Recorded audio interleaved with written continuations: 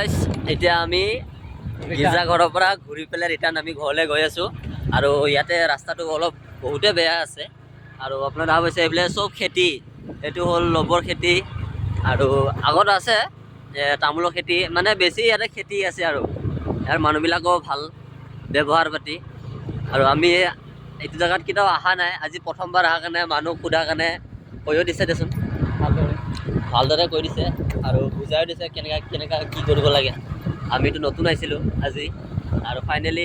ইমান কষ্ট কৰাৰ পিছত আৰু জেগাটো আমি দেখা পালোঁ মনটো ভাল লাগিল আৰু বিশেষকৈ ৰাস্তাটো ইয়াত অলপ বেয়া আছে ইয়াতে ডাঙৰ গাড়ী চলে অলপমান বালি আছে সেয়াই আৰু পিছে আপোনালোকে ভিডিঅ'টো চাই লাইক কমেণ্ট ছাবস্ক্ৰাইব কৰি দিব আৰু এইখিনিতে সমাপ্ত কৰিলোঁ আশা কৰোঁ ইয়াতে আপোনালোকে আহি যাতে যদি ভিডিঅ'টো চাই ভাল লাগে আপোনালোকো এবাৰ আহিব ইয়াতে